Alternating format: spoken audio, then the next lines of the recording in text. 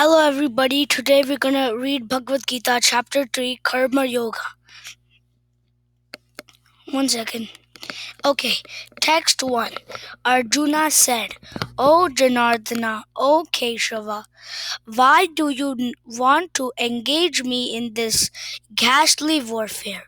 If you think intelligence is better than fruitive work, my intelligence is bewildered by your equivocal instructions. Therefore, please tell me decisively which will be most beneficial for me. The Supreme Personality of Godhead said, O sinless Arjuna, I have explained that there are two classes of men who try to realize the self. Some are inclined to understand it by empirical, philosophical speculation, and others by devotional service. Not by merely abstaining from work can one achieve freedom from reaction, nor by renunciation alone can one attain perfection. Text 5. Everyone is forced to act helplessly according to the qualities he has inquired from the modes of material nature. Therefore, no one can refrain from doing something, not even for a moment. Text 6.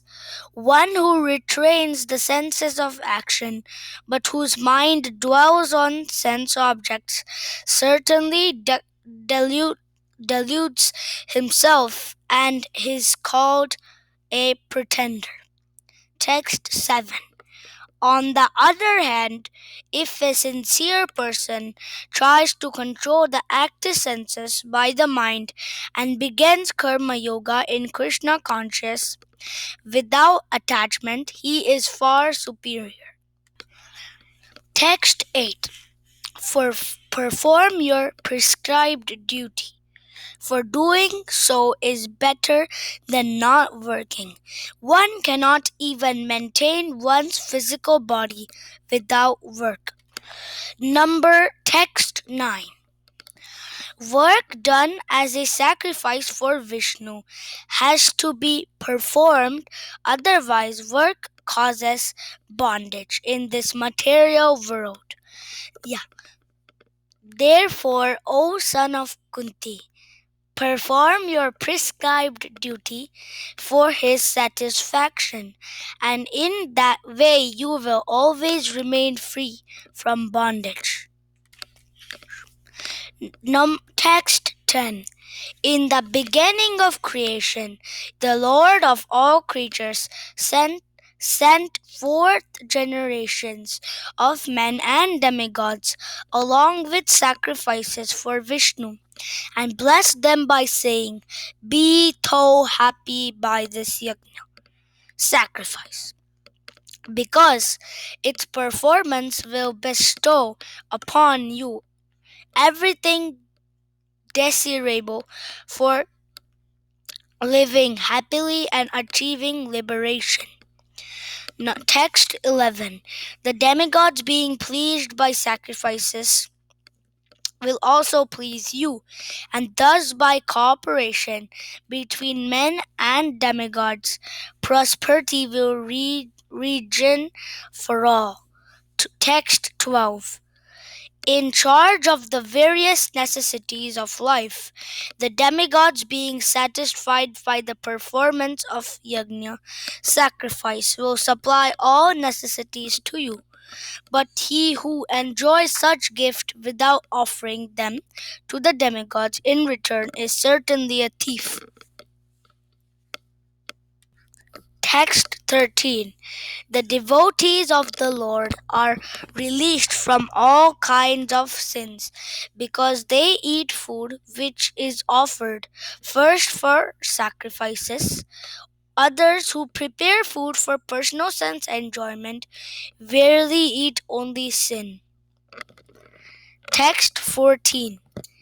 All living bodies subsist on food grains which are produced from rains. Rains are produced by performance of yajna, and yajna is born of prescribed duties. Text 15. Regulated activities are prescribed in the Vedas, and the Vedas are directly manifested from the Supreme Personality of Godhead. Consequently, the all pervading transcendence is eternally situated in acts of sacrifice. Text 16. My dear Arjuna, one who does not follow in human life the cycle of sacrifice, thus established by the Vedas, certainly leads a life full of sin, living only for the satisfaction of the senses, such as a person lives in vain. Text 17. But for one who takes pleasure in the self, whose human life is one of the self realization, and who is satisfied in the self only, fully satisfied, for him there is no duty. Text 18. A self realized man has no purpose to fulfill in the discharge of his prescribed duties, nor he has any reason to perform such work, nor he has any need to depend on other living beings. Text 19. Therefore, without being attached to the fruits of activities, one should act as a matter of duty.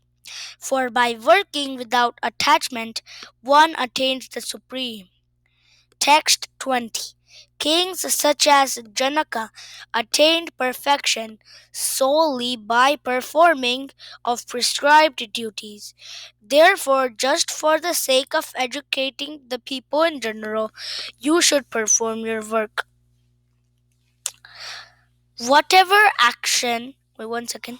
Text 21. Whatever action a great man performs, common men follow, and whatever standards he set by exemplary acts, all the world praises. Text 23. For I ever failed to engage in carefully performing prescribed duties. O Partha, certainly all men would follow my path. Text 24.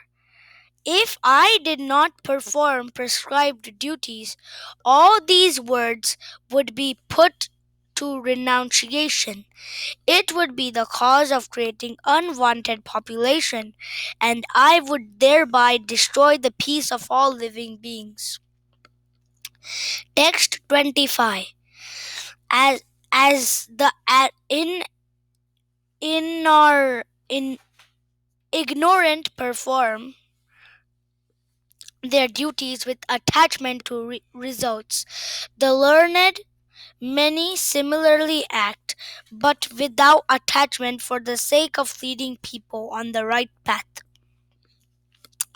Text 26. So as not to disrupt the minds of ignorant men attached to the fruitive results of prescribed duties, a learned person should not induce them to stop work. Rather, by working in the spirit of devotion, he should engage them in all sorts of activities for the gradual development of Krishna consciousness. Text 27. The spirit so bewildered by the influence of false ego thinks him the doer of activities that are in actually carried out of the three modes of material nature. Text 28. One who is in knowledge of the absolute truth, O mighty armed, does not engage himself in the sense and sense gratification, knowing well the differences between work in devotion and work for fruitive results. Text 29. Bewildered by the modes of material nature, the ignorant fully engage themselves in material activities and become attached. But the wise should not unsettle them, although these duties are inferior due to the performance's lack of knowledge. Text 30. Therefore, O Arjuna, surrendering all your works unto me with full knowledge of me, without desires for profit, with no claims to proper with no claims to proprietorship, and free from lethargy. Fight. Text 31. Those persons who execute their duties according to my instructions and who follow these teachings faithfully without envy become free from the bondage of fruitive actions. Text 32. But those who out of envy disregard these teachings and do not follow them regularly are to be considered bereft of all knowledge, befolded, and ruined in their endeavors for perfection. Text 33. Even a man of knowledge acts according to his own nature, for everyone follows the nature he has acquired from the three modes. What can repression accomplish? Text 34. There are principles to regulate attachment and aversion per pertaining to the senses and their objects. One should not come under the control of such attachment and aversion because they are stumbling blocks on the path of self-realization. Text 35. It is far better to discharge one's prescribed duties, even though faultily, than others' duties perfectly. Destruction in the course of performing one's own duties better than engaging in another's duties, for to follow another's path is dangerous. Text 36. Arjuna said,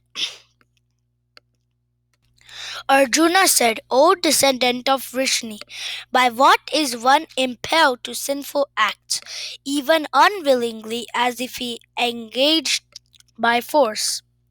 Text 37.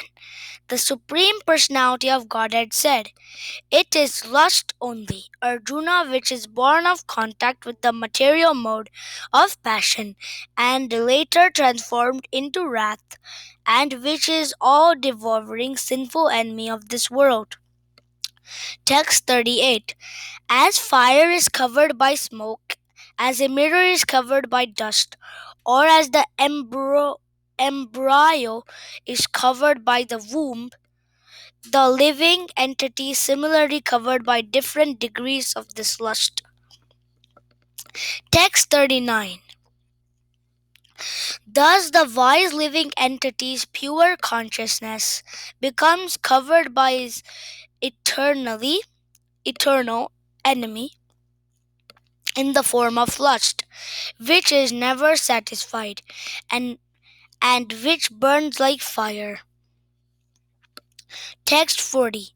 The senses, the mind, and the intelligence are the sitting places of this lust. Through man, the lust covers the real knowledge of the living entity and bewilders him. Text 41. Therefore, O Arjuna, best of the Bharatas, in the very beginning curb this great symbol of sin, lust, by regulating the senses, and slay this destroyer of knowledge and self-realization. Text 42. The working senses are superior to dull matter. Mind is higher than the senses. Intelligent is still higher than the mind, and he, the soul, is even higher than the intelligence. Text 43.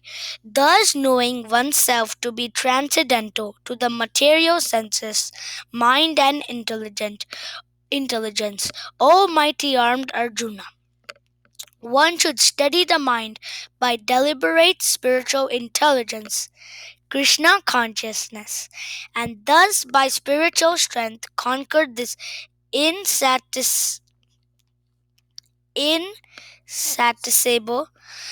enemy known as lust. Thank you, Hare Krishna. This is the end of Chapter 3, Karma Yoga.